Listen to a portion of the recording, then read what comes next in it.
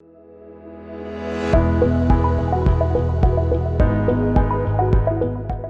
good morning. I'm Dr. Chirag Tonse, Consultant Orthopedic Surgeon, Vikram Hospital, Bangalore. Bone death or avascular necrosis is a condition where the blood supply to a particular bone reduces, further on leading to the necrosis or death of that bone tissue, which will further lead to the collapse of that bone or joint and cause arthritis of the joint. Avascular necrosis usually affects individuals between 30 to 40 years of age group. There are various reasons why avascular necrosis can occur. Either a dislocation of a joint, trauma, excessive intake of alcohol, or steroid abuse. In the recent times, we have seen an upsurge in the incidence of avascular necrosis, especially in the younger individuals. It could be related to the COVID-related treatments, where one would have been treated with excessive steroid medications, which would further lead on to a bone death or avascular necrosis. Patients presenting with avascular necrosis can have different symptoms. They could have different complaints.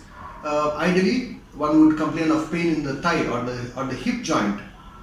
Typically, a dull aching pain, sometimes in the day, which would further on progress to a constant pain, especially while walking and doing the routine activities.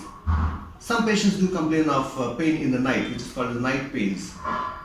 This pain could be occasional initially. As the disease advances or progresses, one could have a constant pain throughout the day. It's very important that we detect avascular necrosis at its earliest stage so that to prevent any further damage to the bone tissue or the joint. We all know that the hip joint consists of a ball and socket joint, where the ball is the bone which is affected in avascular necrosis. As you know, avascular necrosis is because of the reduction of the blood supply to a particular area of the bone. In avascular necrosis, the blood supply to the hip joint gets reduced, further leading to the death of the bone tissue in the head and leading to a collapse of this bone, further on leading to arthritis of the hip joint. There are various stages of avascular necrosis, a stage 1 to stage 4. A stage 1 would be a milder form of avascular necrosis, the initial stages, and stage 4 would be an advanced stage of avascular necrosis, which would require surgical interventions.